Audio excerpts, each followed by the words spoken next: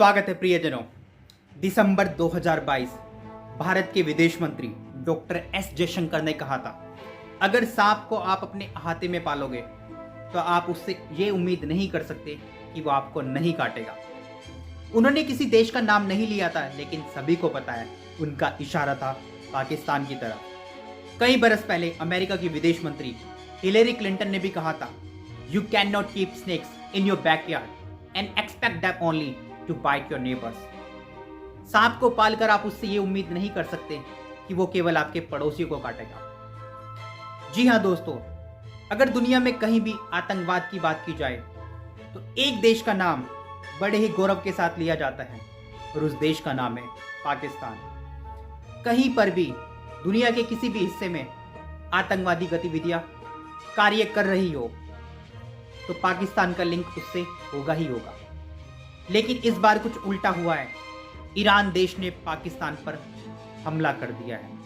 पाकिस्तान के बलूचिस्तान में आतंकवादी संगठन है जैश अल अदल, उस पर ईरान ने हमला कर दिया है। इसके पीछे की कहानी जानते हैं कि क्यों आज ईरान और पाकिस्तान एक दूसरे के दुश्मन बने बैठे हैं। ईरान और पाकिस्तान पहले से एक दूसरे के दुश्मन नहीं थे। बहुत पहले ये दोनों एक दूसरे के लंगोटिया यार हुआ करते थे। भारत और पाकिस्तान का युद्ध 1965, 1971, इन दोनों ही युद्धों में पाकिस्तान की मदद की गई ईरान के द्वारा। पाकिस्तान के एयर जेट्स को शरण भी दी गई ईरान के द्वारा। उसमें ईंधन भरने का कार्य किया गया ईरान के द्वारा। यानी कि युद्ध में भी ईरान द्वारा पाकिस्तान की मदद की जा रही है। और इसी तरह 1980 में ईरान और इराक का युद्ध हुआ, जिसमें पाकिस्तान ने ईरान की मदद की। तो दोनों देश एक दूसरे की भरपूर सहायता किया करते थे। परंतु कहते हैं कि संबंध हमेशा एक जैसे नहीं रहते हैं। यही हुआ पाकिस्तान और ईरान के साथ। कुछ आतंकवादी संगठन ईरान में कार्य करते हैं और कुछ आतंकवादी संगठन पाकिस्तान में कार्य करते हैं। ईरान कहता है पाकिस्तान को कि इन आतंकवादी संगठनों को जो ईरान के लिए उनको सपोर्ट कर रहा है पाकिस्तान, और इसी तरह पाकिस्तान ईरान को बोलता है उसके यहाँ के जो आतंकवादी संगठन है वो पाकिस्तान के लिए नुकसानदायक हैं। ईरान उनको सपोर्ट करता है, इसलिए ईरान को ऐसा नहीं करना चाहिए। तो आतंकवादी संगठनों को लेकर दोनों देशों में जो मधुरता थी वो कटुता में बदल गई।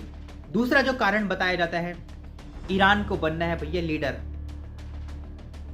ईरान वहां पर रहता है जहां पर सऊदी अरब भी हैं, जहां पर इजराइल भी हैं, और ये देश आपको पता है बहुत डेवलप कंट्री है।